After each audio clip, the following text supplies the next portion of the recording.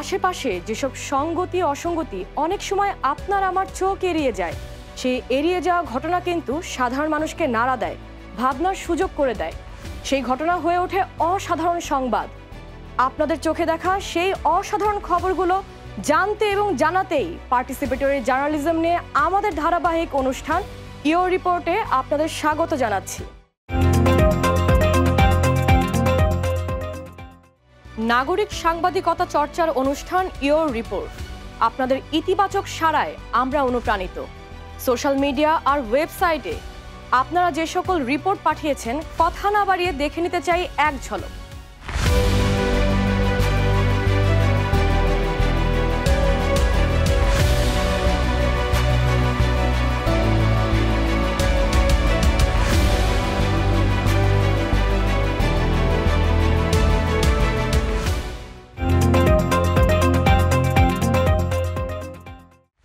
গেল কয়েক বছর ধরে ঢাকার বিভিন্ন সড়কে জনগণের চলাচলের সুবিধার জন্য আমাদের সরকার বিভিন্ন রুট ভিত্তিক লেগুনা অথবা ছোট টেম্পো সার্ভিস চালু করে। বর্তমানে এই সার্ভিস বিভিন্ন অনিয়ম এবং অনিয়ন্ত্রিত হওয়ার কারণে সাধারণ জনগণ পড়ছে বিভিন্ন সমস্যায়। তার মধ্যে অনিয়ন্ত্রিতভাবে রুট ম্যাপ না মেনে মহাসড়ক ছেড়ে বিভিন্ন এলাকা অথবা আবাসিক এলাকার ভেতর দিয়ে চলাচল করার কারণে পড়তে হচ্ছে বিভিন্ন দুর্ঘটনায়। চলুন দেখে আসি ঢাকার ফার্মগেট থেকে একজন নাগরিক সাংবাদিকের রিপোর্ট।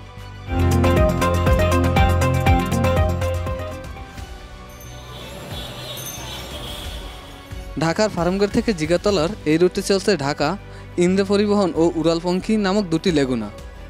এখন প্রায় দেখা যায় তারা যাত্রা শুরু করে এবং তাদের নির্দিষ্ট স্থান থেকেই এবং শেষও করে নির্দিষ্ট স্থানেই, কিন্তু তাদের চলাচলের যে নির্ধারিত রুট সেই রুটে না গিয়ে বিভিন্ন আবাসিক এলাকার মধ্য দিয়ে গাড়ি চালায়, যার ফলে আবাসিক এলাকার রাস্তায় তৈরি হচ্ছে যানজট এবং গাড়ির অনিয়ন্ত্রিত গতির কারণেই বেড়ে চলছে সড়ক দুর্ঘটনা।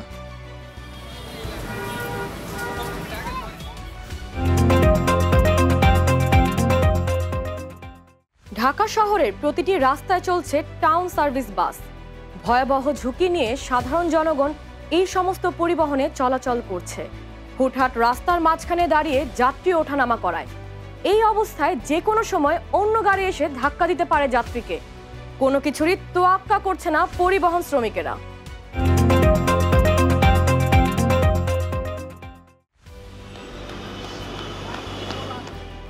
ঢাকা শহরে প্রতিটি রাস্তায় চলছে টাউন সার্ভিস বাস।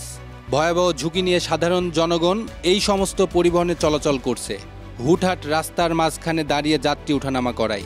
এই অবস্থায় যে কোনো সময় অন্য গাড়ি এসে ধাক্কা দিতে পারে যাত্রীকে। কোনো কিছুরই তোয়াক্কা করছে না পরিবহন শ্রমিকেরা। শুধু তাই নয়, রাস্তায় বেপরোয়াভাবে এই গাড়িগুলো রেসিং করে। এক বাসের সাথে অন্য বাসের এই বেপরোয়া পাল্লা দেয়ায় বাসে বাসে ঘষা লেগে ভাঙছে কাচ, আহত হচ্ছে যাত্রী। যাত্রীরা প্রতিবাদ করলে বা প্রতিকার চাইলে পরিবহন শ্রমিকের সাথে হচ্ছে গোলাযোগ। জনগণ সমাধান চাই নিরাপদে পথ চলতে।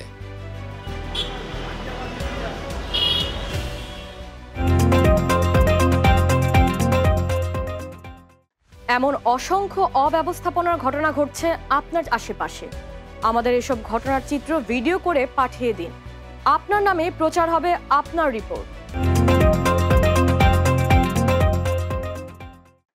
জামালপুর সদর উপজেলাধীন ১ নং কেন্দ্র ইউনিয়ন ৩ নং ওয়ার্ড মধ্য জালালের পাড়া ৪ রাস্তার মোড় থেকে গোপালপুর শামসুল উকিলের বাড়ি পর্যন্ত ২.৪০ কিলোমিটার রাস্তাটি প্রায় ১৫ বছর ধরে বেহাল দশায় রয়েছে। বর্ষার সময় রাস্তাটি চলাচলের জন্য একেবারে অনুপযোগী হয়ে পড়ে। মাঝে মাঝে খোঁড়াখুড়ি করা হলেও কাজ তেমন হয় না। শীত মৌসুমে ধুলাবালির কারণেও রাস্তাটি চলাচলের অনুপযোগী হয়ে পড়ে। সড়ক সংস্কারের অভাবে বিভিন্ন ভোগান্তিতে পড়ছেন কয়েক হাজার মানুষ, তা জানাচ্ছেন একজন নাগরিক সাংবাদিক।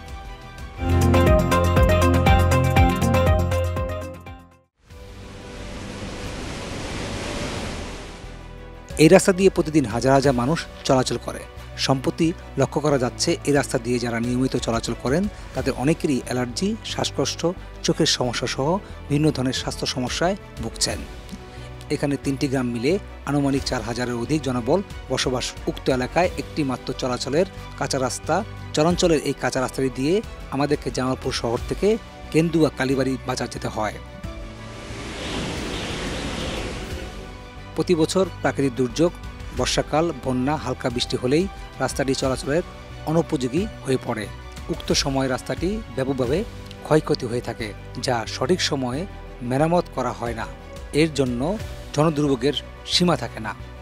এর ফলে স্কুল, কলেজ, মাদ্রাসা, বাজারঘাট ও জরুরি প্রয়োজনে হাসপাতাল যেতে কঠিন বেগ পেতে হয় সাধারণ মানুষকে। উল্লেখ্য, এখানকার বেশিরভাগ মানুষ কৃষিকাজ করে জীবিকা নির্বাহ করে। রাস্তার জন্য পরিবহনের অভাবে তাদের উৎপাদিত ফসলের ভালো দাম পাচ্ছে না। রাস্তাটির বিভিন্ন স্থানে এমনই গর্তের সৃষ্টি হয়েছে যে যানবাহন তো দূরে থাক, পায়ে হেঁটে চালাই দুষ্কর হয়ে পড়ে। জরুরি অবস্থায় রোগী অ্যাম্বুলেন্স করে হাসপাতাল নেওয়া সম্ভব হয় না বলে তাদের বিনা চিকিৎসায় মৃত্যুবরণ করতে হয়। এমন অবস্থায় উল্লিখিত রাস্তাটির সংস্কারের জন্য যথাযথ কর্তৃপক্ষের দৃষ্টি আকর্ষণ করছি।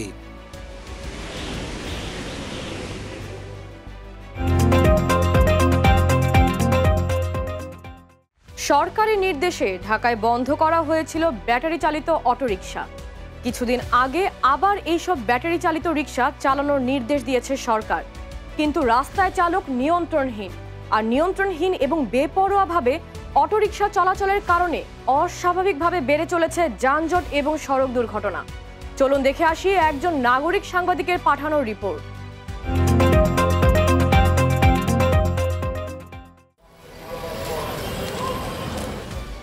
সরকারি নির্দেশে ঢাকায় বন্ধ করা হয়েছিল ব্যাটারি চালিত অটোরিকশা।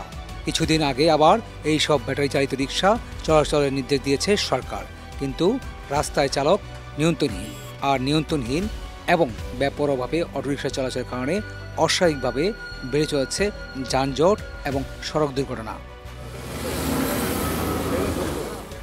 গঠনগতভাবে এই রিকশার ব্রেক শুধুমাত্র সামনের চাকায়, যার ফলে সময়মতো ব্রেক করার কষ্টসাধ্য বিষয়, যা সড়ক দুর্ঘটনায় আরও একটি গুরুত্বপূর্ণ কারণ। আবার এই অটোরিকশা ব্যাটারি চার্জ করার জন্য ব্যবহার করা হয় ইলেকট্রিসিটি, কিন্তু বেশিরভাগ ইলেকট্রিসিটি সিস্টেম অবৈধ। দুর্ভোগ পোহাতে হচ্ছে সাধারণ জনগণের। বাড়ছে লোডশেডিং।